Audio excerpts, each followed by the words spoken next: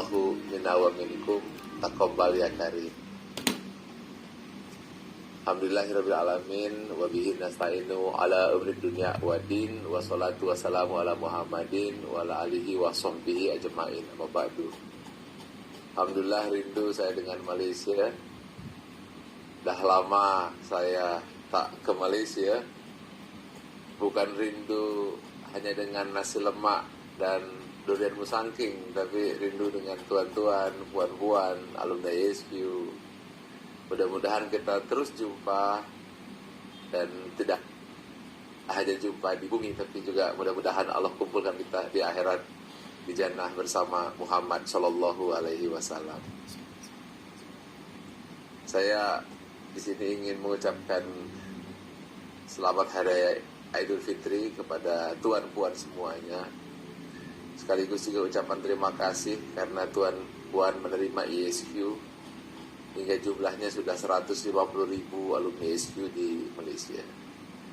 Mudah-mudahan ilmu yang tuan-puan miliki itu 165 itu sumbernya dari tempatnya Pak Firdaus, ada itu di Madinah. Sumbernya itu di Nabawi. Sumbernya itu di Raudhah, yaitu kisah Nabi Muhammad Sallallahu Alaihi Wasallam yang tiba-tiba ada seorang lelaki mempergunakan sorban putih, wajahnya putih bersih, kemudian bertanya kepada Rasulullah, apakah itu Islam? Dijawablah oleh Rasulullah, syahadat, sholat, puasa, zakat, haji. Laki-laki itu jawab, sodakta. Kemudian tanya lagi, apa itu iman? Iman adalah beriman kepada Allah, kepada malaikat, kitab-kitab, Nabi Rasul, hari kemudian takdir. Dijawab lagi, sodakta. Kemudian apakah itu ihsan? Dijawab oleh Rasulullah, ihsan adalah engkau ibadah seolah melihat Allah, kalau tak merasalah dilihat oleh Allah. Kemudian laki-laki tanya lagi, bila kiamat? Yang ditanya bertanya tak tahu, katanya. Apa ciri-cirinya? Yaitu ketika pemimpin tak tahu lagi siapa bapak ibunya. Kemudian gedung-gedung tinggi dimiliki oleh penggembala kambing. Lalu laki-laki itu pergi. Setelah pergi, Rasulullah bertanya kepada Umar, ya Umar, engkau tahu siapa dia? Umar jawab, hanya Allah dan Rasulnya yang tahu. Kemudian dijawab oleh Rasulullah, dia adalah Jibril yang mengajarkan dinul Islam atau agama Islam. Purna keimanannya ucapkan saya. Maka ucapkan asyhadu an la ilaha illallah wa asyhadu anna Muhammadar Rasulullah. Saya mencintaimu ya Allah, dan ucapkan saya mencintai Nabi Muhammad sallallahu alaihi wasallam. Ucapkan qul in kuntum tuhibbunallah fattabi'uni yuhibbukumullah wa yaghfir lakum dzunubakum wallahu ghafurur rahim. Ya Rasulullah, saksikan kami ya Rasulullah, semua yang menyaksikan makam, yang menyaksikan ya Allah masjidmu yang mulia ini, semua beriman kepadamu, semua mencintaimu ya Rasulullah. Pilihlah kami sebagai alumni ISQ yang bukan hanya kami mengikuti training, tapi tak bertambah keimanan kecintaan kami kepadamu. Izinkan kami Rasulullah semakin mencintaimu dan menjadikan akhlakmu sebagai toladan di kehidupan kami semuanya. Amin. Amin ya Rabbal Alamin. Mudah-mudahan sekali lagi spirit ini yang kita mau bawa ya. Pak Ari mengajarkan kepada kita semua tentang dari mana asal 165, kampung halamannya di mana, di kota Mekah dan di kota Madinah. Dan syukur alhamdulillah sesudah kami sampai di Madinah, kami pergi ke Badar, teman-teman. Saya tak pernah sampai ke Badar. Dan Allah izinkan kami memijakkan kaki di lembah Badar, di tempat peperangan pertama. Dan subhanallah tidak ada lagi daun yang jatuh tanpa izin Allah. Pak Ari ketika itu kami sedang live dengan Pak Ari, dan ketika saya sampaikan tunjukkan makam syuhada Badar, Pak Ari sampaikan, kapan terjadi perang Badar itu? Hari apa, kata Pak Ari? Saya tak tahu, saya bingung gitu kan. Hingga kemudian ketika itu hari Jumat, dan ternyata kami datang juga tepat di hari Jumat yang poli. Allahu Akbar, Allah. Tidak ada daun yang jatuh tanpa izin Allah Subhanahu wa Ta'ala. Kami memijakan kaki di Badar, dan kami merasakan bagaimana para sahabat yang tak bersedia untuk berperang. Itu kan kisah sejarahnya. Para sahabat bukan datang ke Badar untuk berperang, tapi ternyata Allah takdirkan kehidupan ini kita harus berperang. Saya sampaikan kepada jamaah bahwa peperangan kita mungkin bukan melawan jubah besi, para musuh yang sedia dengan alat perang, tapi perang kita, Badar kita adalah ketika kita menghadapi materialisme, kapitalisme, orang yang mengajarkan kehidupan dunia yang kemewahan, megahannya, seolah-olah yang menjadi Tuhan hari ini kan kehidupan dunia. Nah, itu menjadi perang Badar kita melawan nafsu kita semuanya. Itu adalah hari Jumat di perang Badar. Dan alhamdulillah sesudah Badar itu tempat yang sangat indah. Kami bersama-sama berkongsi di Jabal Malaikat. Dan kami belajar tentang iman kepada malaikat.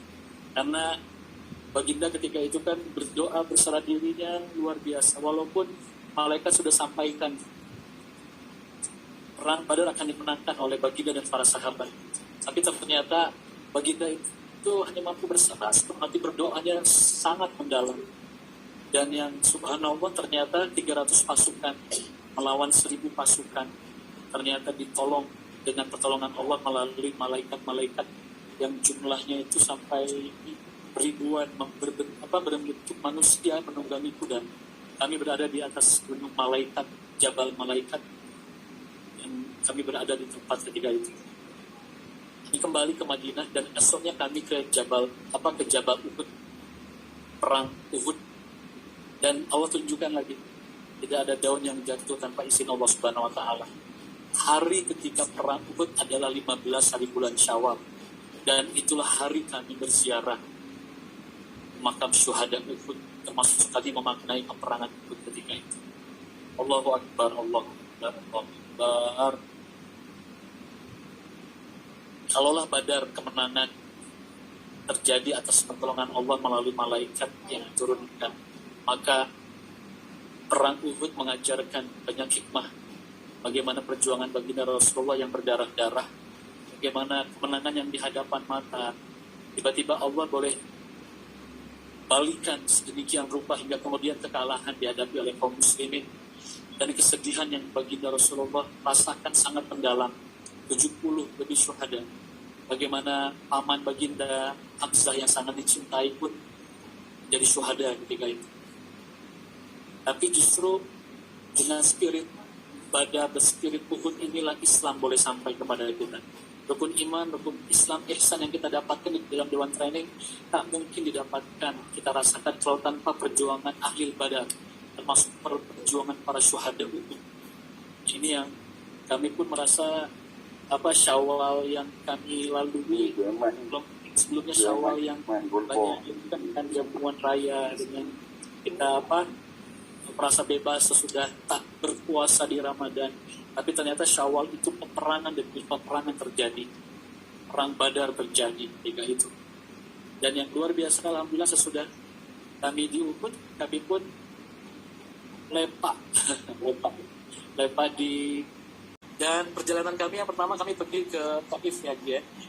Di Taif saya tak pernah sampai ke Taif, dan biasanya kami umrah itu langsung pergi ke Madinah dulu. Tapi Allah izinkan ke Taif dulu, kemudian umrah ke Mekah, lalu ke Madinah. Yang menarik, yang kami membuat sangat merasa teruja, sangat mendalam maknanya adalah ternyata ketika perjalanan kami ke Taif itu hari yang sama ketika perjalanan bagaimana 1400 tahun yang lalu baginda Nabi Muhammad SAW melakukan perjalanan ke Taif 5 hari bulan Syawal, itu aja 5 hari bulan Syawal. Dan itu membuat kami merasa apa pesan, apa makna yang Allah ingin sampaikan kepada kami semuanya. Kami merasa Baginda itu kan cerita di Taif itu setelah melalui perjuangan luar biasa di Mekah, dihina, dimaki hamun, bahkan diboykot, dalam keadaan kesusahan, bahkan dalam keadaan berduka cita. Lalu kemudian Baginda punya harapan ke Taif untuk dapat sokongan, dapat bantuan, dapat pengaruhi orang-orang Taif untuk memeluk agama Islam. Tapi ternyata yang didapatkan adalah bagaimana para leader yang tidak mempercayai Baginda, pemimpin Taif, bagaimana bahkan Baginda yang seperti kita lihat pengalaman di training, dilempari batu, Baginda, anak-anak kecil mengejar Baginda seperti seolah orang gila. Artinya kami belajar tentang akhlak Baginda Rasulullah SAW. Artinya pesawat 0156 adalah kosong. Kita harus menjadi orang yang zero dalam segala belenggu, dan tetap kita merendahkan diri kita dengan akhlak yang kita ingin tunjukkan.